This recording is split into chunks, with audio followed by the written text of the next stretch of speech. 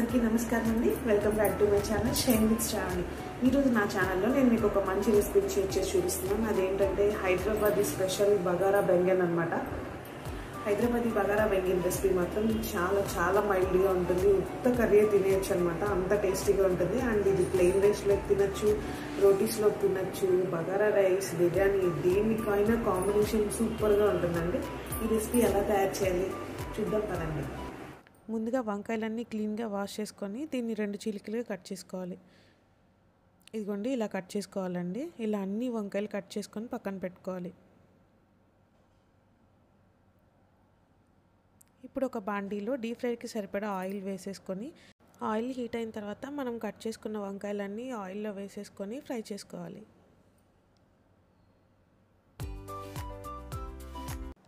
ఈ వంకాయలు ఫ్రై అవ్వడానికి కొంచెం టైం అయితే పడుతుందండి. అండ్ మధ్య మధ్యలో మనం కలయపెడుతూ ఉండాలన్నమాట. కలయపెడుతూ అన్ని వైపులా కరెక్ట్గా ఫ్రై అయ్యేలా చూసుకోవాలి. అలా అని మరీ క్రిస్పీగా ఫ్రై అవ్వకూడదు, మరీ మెత్తగా అయిపోకూడదు. కొంచెం క్రిస్ప్ అయినప్పుడు మనం తీసేసి పక్కన పెట్టుకోవాలండి. ఒక 10 మినిట్స్ తర్వాత వంకాయలు అయితే ఇలా ఫ్రై అయ్యాయి అన్నమాట. నాకైతే ఈ వంకాయలు ఫ్రై అవ్వడానికి 15 మినిట్స్ టైం పట్టింది.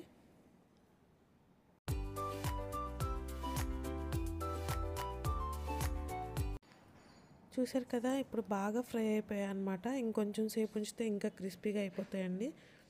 ఇలా ఫ్రై అయితే చాలు. ఇప్పుడు నేను వీటన్నిటిని ఒక ప్లేట్లోకి తీసేసుకుంటున్నాను.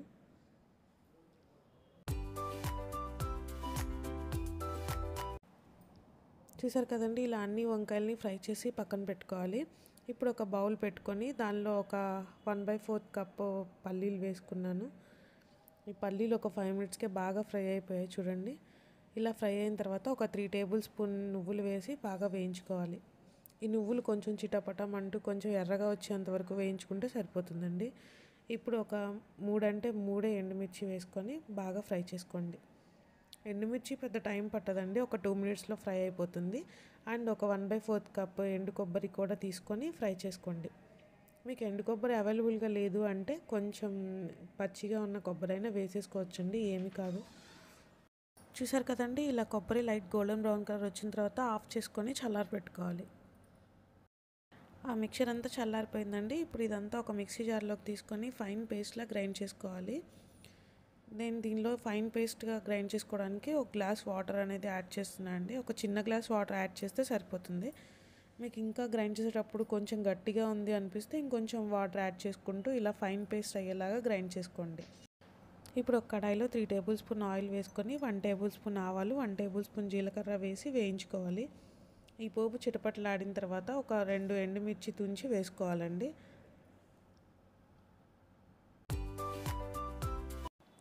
ఎండుమిర్చి వేగిన తర్వాత ఒక రెబ్బ కరివేపాకు వేసి వేయించుకోవాలి. అది వేగిన తర్వాత ఒక 1 కప్పు ఆనియన్స్ వేసి వేయించుకోవాలి. ఈ ఆనియన్స్ అనేవి లైట్ గోల్డెన్ బ్రౌన్ కలర్ వచ్చేంత వరకు వేయించుకోవాలండి. ఆనియన్స్ కొంచెం పచ్చివాసన పోయిన తర్వాత కొంచెం అల్లం వేసి వేయించుకోండి.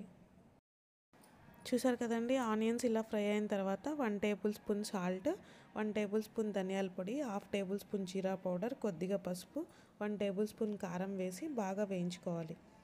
ఇవి ఎంతవరకు వేగాలంటే ఇవి వేగిన తర్వాత బాగా ఆయిల్ అనేది పైకి సపరేట్ అయిపోతుందండి. చూసారు కదా, ఇలా సపరేట్ అయిన తర్వాత మనం ముందుగా ఫైన్గా పేస్ట్ గ్రైండ్ చేసి పెట్టుకున్నాం కదా, ఆ పేస్ట్ అంతా వేసేసుకొని బాగా కలపెట్టుకోవాలి. ఈ పేస్ట్ బాగా థిక్గా ఉంది కాబట్టి నేను ఇంకొంచెం వాటర్ అనేవి యాడ్ చేశానండి. ఇప్పుడు ఇవి బాగా మిక్స్ చేసుకోవాలి.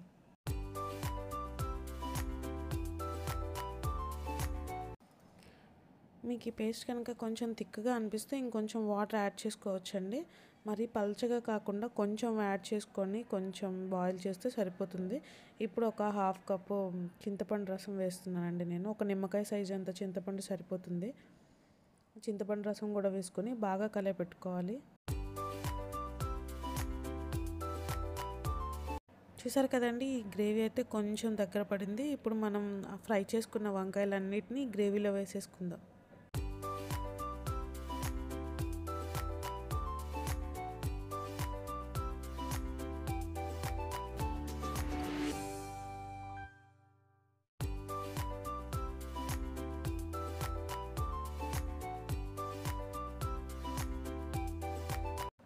చూసారు కదండి, ఇలా అన్ని ముక్కలు వేసేసుకున్న తర్వాత కొంచెం గ్రేవీలోకి ప్రెస్ చేయండి. అప్పుడు ఆ గ్రేవీ ఆ ముక్కలకు పట్టి చాలా రుచిగా ఉంటుంది. ఒక 5 మినిట్స్ తర్వాత ముక్కలు చితకకుండా బాగా కలపెట్టుకోండి. ఆ గ్రేవీ అంతా ఆ ముక్కలకు పడుతుంది.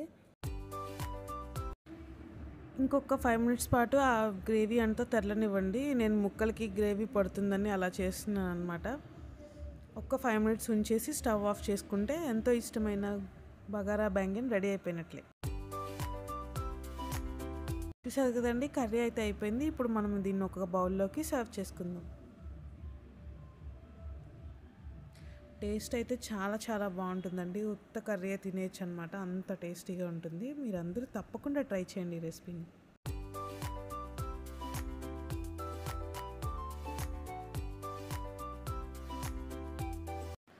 ఫైనల్లీ కొంచెం ఫ్రెష్ కొత్తిమీర ఉంటే చల్లుకోండి.